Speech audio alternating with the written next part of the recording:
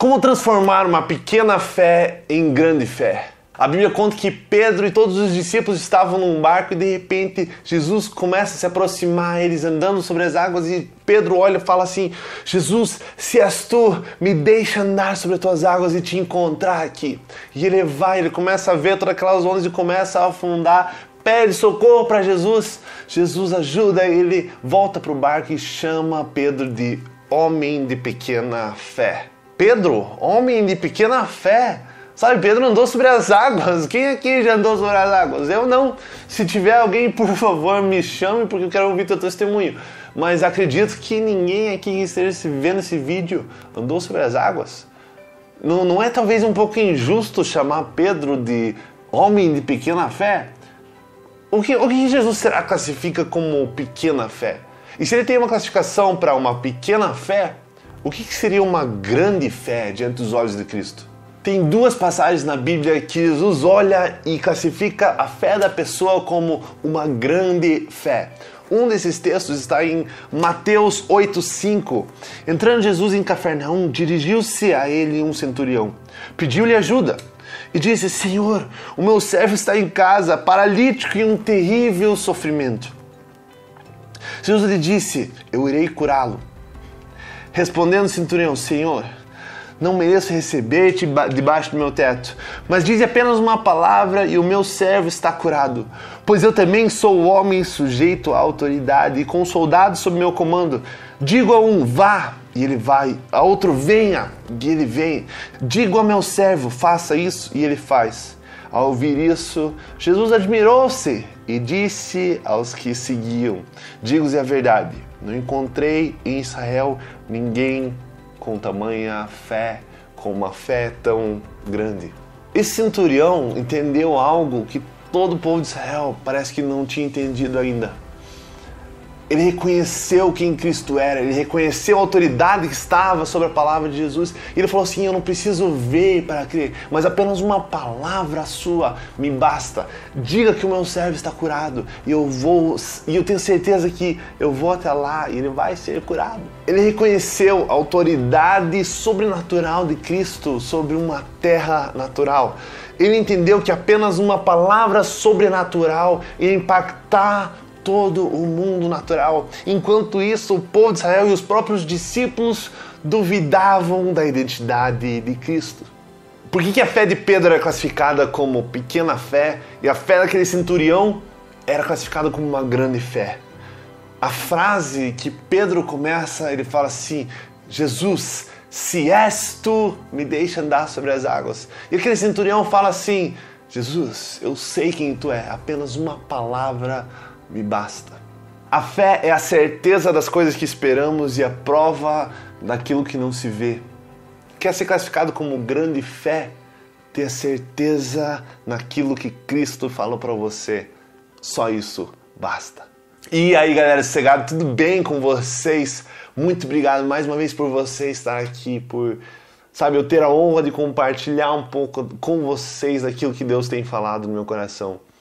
É um privilégio para mim estar aqui. E antes que o vídeo continue, se você está curtindo o vídeo até agora, por favor, curta o vídeo aqui embaixo, dá o teu joinha, isso ajuda muito, muito, muito a mensagem a conseguir se espalhar aqui no algoritmo do YouTube. E também, se você não é inscrito no canal, por favor, se inscreva no canal aqui embaixo. Tem grandes coisas por vir. E também, se você ainda não me segue no Instagram, cara, o Instagram é divertido, tem umas coisas, uns stories legais que eu faço lá. E você sempre vai estar por dentro de todas as atualizações que eu faço. Então me segue lá também e vai ser absolutamente incrível. Vamos diretamente à palavra. Eu deixei um mistério no vídeo anterior. Esse mistério, eu não sei porquê, mas a jornalista está super coçando, exatamente aqui no meio, assim, ó. Eu não sei porquê, isso está me incomodando, muito. E eu não quero ficar, coçando o meu nariz no meio do vídeo, mas tá incomodando muito. Mas a gente vai continuar mesmo assim, né? O segundo texto. Calma. Sabe quando uma coisa começa a coçar e um monte de outros pontos começam a coçar também, assim, ó? O corpo humano é um mistério. Mistério! Vamos lá, então. A Bíblia fala sobre dois momentos que Jesus olha para a pessoa e fala... reconhece na pessoa uma grande fé. A primeira a gente acabou de falar, é o centurião, que demonstra uma grande fé, reconhecendo a identidade de Cristo, a autoridade de Cristo sobre a terra, reconhecendo isso antes do seu tempo, reconhecendo isso onde os seus próprios discípulos ainda não reconheciam isso. E Jesus se surpreende e fala assim, uau, você entendeu uma coisa que pouquíssimas pessoas no dia de hoje entenderam. Homem de grande fé. Agora tem uma segunda passagem também, que fala sobre uma mulher de grande fé. Está escrito lá em Mateus 15, 22 a 28, a gente vai ler aqui um pouco e refletir um pouco sobre o que esse texto quer falar para a gente. Versículo 22. Uma mulher cananeia, natural dali, veio ali gritando, Senhor, filho de Davi, tem misericórdia de mim. Minha filha está endemoniada e está sofrendo muito. E o próximo versículo é até estranho, assim, mas Jesus não lhe respondeu palavra. Então os discípulos se aproximaram dele e pediram, manda ir embora, pois vem gritando atrás de nós, tá atrapalhando a gente. E Jesus também, ignorou ela. Versículo 24, ele respondeu, eu fui enviado apenas para as ovelhas perdidas de Israel. Ô Jesus, coitada dessa mulher, ela está pedindo ajuda para você, clamando, sabe, a filha dela está endemoniada. E você fala assim, não, eu fui apenas enviado para o povo de Israel. Mas que estranho, Jesus. Não, parece que não é o comportamento normal de Jesus.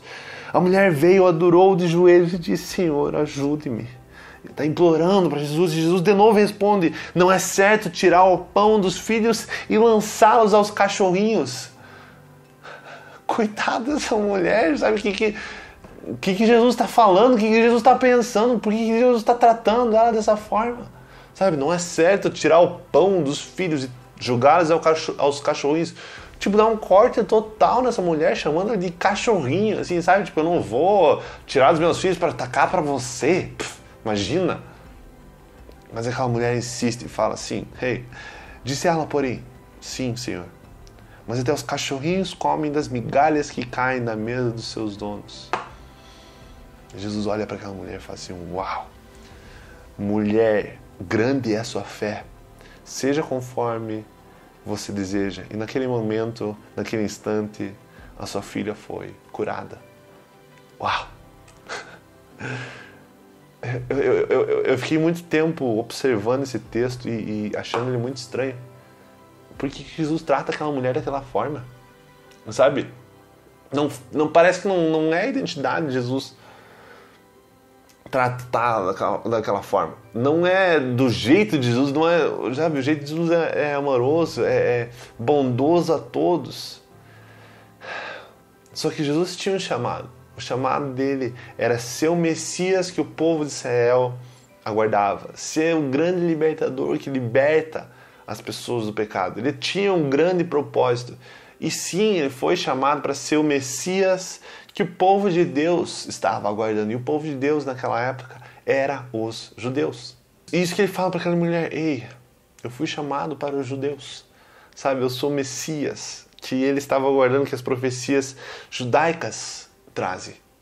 Mas aquela mulher começa a implorar e ela fala assim, eu sei, eu reconheço isso em você.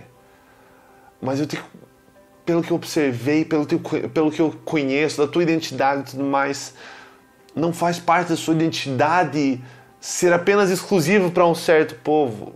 Não faz sentido isso, sabe? Então pelo menos as pequenas migalhas que o povo judeu deixa cair, deixa eu pelo menos comer dessas poucas migalhas. E a partir dessas migalhas que o povo judeu deixou cair, a gente vê a filha da mulher cananeia sendo curada. A gente vê a mulher samaritana reconhecendo ele como Messias. A gente vê um ladrão sendo salvo pouco antes de morrer. Quando aquela mulher reconhece que, sim, Jesus, eu entendo que você é o Messias que o povo judeu tem aguardado. Mas eu sei que essa mensagem é boa demais para somente estar contida dentro desse parâmetro judaico. Eu sei que isso um dia também vai alcançar a gente, então pela misericórdia de Jesus, por favor, faça que isso também me alcance. E Jesus olha e fala assim, uau, essa mulher compreendeu algo que daqui a alguns anos só Paulo vai começar a falar que não, você tem que pregar aos gentios também, porque isso não é somente para o povo judaico, mas é para todo o povo reconhecer que Jesus era. Essa mulher reconheceu nos dias de hoje isso já. Uau, mulher de grande fé. Ela conseguiu entender uma coisa que o povo de Israel só foi entender talvez uns 40 anos depois, através das mensagens de Paulo. E naquela época de Paulo ainda era um tema muito polêmico. Vá além do teu conhecimento e da tua visão cultural da sua época. Sabe, naquela época era o povo judeu, era exclusivo, era longe de tudo. E teria que ter todo um trabalho na mentalidade daquelas pessoas até que elas consigam reconhecer que não, essa palavra, o Jesus, o Espírito Santo também é para os gentios, também é para o povo que não é de Israel. Aquela mulher conseguiu reconhecer muito além de todo aquele contexto cultural. Ela viu aquela mensagem e falou assim, ei, eu sei que isso também é para mim. Eu sei que de alguma forma eu também vou ter acesso a isso. Então, por favor, cura minha filha, e a filha é curada. E ela consegue agarrar a uma daquelas migalhas que o povo judeu deixou cair. Sabe, a nossa cultura local, a nossa cultura, convivência, o que a gente acha normal, às vezes não seja tão normal assim. Sabe, há um tempo atrás era normal escravidão. Sabe, há um tempo atrás a segregação racial era uma coisa normal. Existiam igrejas para negros, existiam igrejas para brancos. Só que algumas pessoas reconheceram e falaram assim, hey, não é assim. Não é assim que a cultura não deve estabelecer os princípios de Cristo, mas os princípios de Cristo vão além e os princípios de Cristo não falam contra a escravidão de uma pessoa, mas colocam todas as pessoas iguais, sabe? Diante de Cristo todos nós somos iguais. Sabe, seja você branco ou negro, todos nós somos iguais diante de Cristo, então não existe motivo para a gente fazer uma segregação, fazer igreja para negros, igreja para brancos, sabe, construir todo esse preconceito. Não, não, não. Aquilo que a cultura falava que na época era normal, na verdade era uma coisa repugnante. E nessas horas eu paro para pensar e falo assim, quais são as coisas hoje em dia que a gente acha normal na nossa cultura, mas vão totalmente contra aquilo que Jesus pregou? Porque Jesus não pregava a partir de uma cultura mundana, mas na verdade toda a cultura mundana foi baseada naquilo que Cristo falou, assim, sabe? Então, Idade Média e toda a cultura foi construída a partir de sim, princípios cristãos. E a gente começou a desenvolver a nossa cultura de uma forma que a gente acabou achando coisas normais que na verdade nunca deveriam ser normais. E por isso diariamente tem que parar para pensar, ei, quais são as coisas que a gente vê como normal, mas é totalmente contra. Porque Jesus foi totalmente contra a cultura da época. Jesus teve muitos problemas, os maiores inimigos de Jesus eram os próprios religiosos, eram os próprios mestres da lei, eram os próprios líderes, as maiores autoridades do povo de Israel. Por quê? Porque aquela cultura servia para o bem daquelas pessoas. E qualquer pessoa que quebrava aquela cultura estava tirando a autoridade deles. E eles não queriam isso. E talvez existem muitas coisas em relação a pastores hoje em dia, em relação ao pastoreio talvez, que vão contra as coisas que Jesus pregava, mas é estabelecido dessa forma como normal hoje em dia porque as pessoas, esses pastores não querem perder essas autoridades que têm sobre as ovelhas. Talvez o véu foi rasgado para a gente ter livre acesso, para não ter mais intermediador entre nós e Deus, e uma pessoa está se colocando de intermediador novamente porque gosta de ter essa intenção de autoridade, de ser como se fosse a voz de Deus sobre aquela pessoa. Ah, não, você vai escutar a voz de Deus somente através da minha pessoa e somente isso. Sabe, existe uma grande diferença entre guiar uma pessoa e ajudar essa pessoa até escutar a Cristo e muitas vezes ser um instrumento da voz de Deus sobre essa pessoa e você se colocar numa posição de intermediação e falar assim, não, você, se você tiver alguma dúvida, se vem até mim, eu converso com Deus para depois eu falar a resposta de Deus para você. E é só assim que funciona. Claro que Deus usa pessoas para conversar com a gente, óbvio, mas Ele não depende somente das pessoas. Na verdade, Eu acredito, eu posso estar errado nisso, eu sempre... Todas as minhas interpretações, por favor, reconheço isso, que às vezes eu posso sim estar errado nas minhas interpretações, mas eu acredito que pastoreio é você guiar a pessoa até Cristo, até ter um relacionamento com o Espírito Santo, um relacionamento íntimo. Porque o Senhor é o meu pastor e nada me faltará. Se você reconhece realmente 100% que Cristo é o seu pastor, é a maior autoridade sobre a sua vida, daí você não tem mais intermediação, você não depende mais de uma ligação. Ah, não, eu tenho que perguntar para o meu pastor se eu posso ou não fazer isso. Sabe, um pastor ele deve guiar as ovelhas até o pastor real, até o caminho, a verdade e a vida que é Cristo. Claro, o pastor sempre tem que estar à disposição das pessoas, ajudar as pessoas, sabe, estar lá quando as pessoas precisam de ajuda, quando sabe, uma ligação, qualquer coisa. Mas eu não acredito que o pastor tem que exercer essa autoridade de ser a voz de Deus sobre as pessoas, sobre ser intermediador entre Deus e as pessoas e não querer abrir mão desse poder. Porque isso realmente dá autoridade sobre as pessoas e você consegue manipular muitas pessoas através disso. Infelizmente. Desculpa eu começar a falar sobre todas essas coisas. Como eu falei, eu posso estar errado sobre isso. E não estava nem na programação, não estava nem no roteiro, mas... talvez é uma coisa que só estava queimando, que eu só precisava colocar para fora aqui. Então, por favor, não interpretem as minhas palavras de uma forma errada. Mas reflitam, sabe? Leve essas... De novo... não leve as minhas palavras como palavras de autoridade absoluta. Levem todas as palavras. Primeiramente, sempre tenha um filtro ligado quando eu falo, quando qualquer pessoa fala de Deus sobre a sua vida. Mas levem todas essas coisas até Cristo, até o Espírito Santo e converse com Ele e fale assim, sobre tal coisa, o que você acha? E o Espírito Santo ele vai te guiar nos caminhos, sabe? Ele vai te mostrar. Um exemplo disso, eu falo isso direto nos meus vídeos. O Espírito convence do pecado. Você está em dúvida se uma coisa é pecado ou não, se uma coisa você deve ser feita ou não, leva isso até o Espírito Santo. O Espírito Santo ele vai te guiar, ele vai te convencer daquilo que é pecado. E se você não reconhece uma coisa como pecado, tem intimidade com o Espírito Santo, porque ele vai te mostrar as coisas que você deve ou não mudar. De novo, na cultura atual, se você talvez acha que uma coisa é normal, mas não é antibíblico, é contra as coisas que Jesus pregava, quem que vai mostrar isso? É o Espírito Santo. É o Espírito Santo que vai te convencer, vai te mostrar, ei, isso que você achava que é normal, não é normal. E por isso o relacionamento com o Espírito Santo é tão importante. Sabe?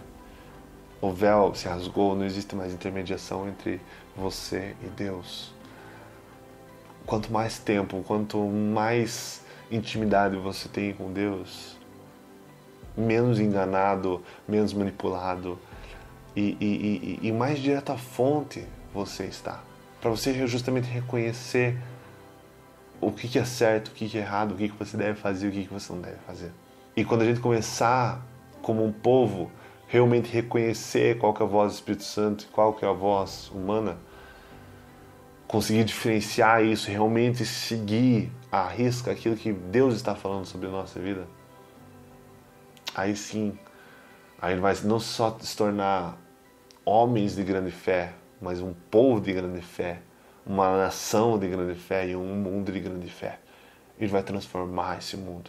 A partir do quê? A partir de realmente ter essa intimidade com Deus, escutar a voz do Espírito Santo, simplesmente crer na autoridade de uma palavra e só seguir aquilo que o Espírito Santo mostra.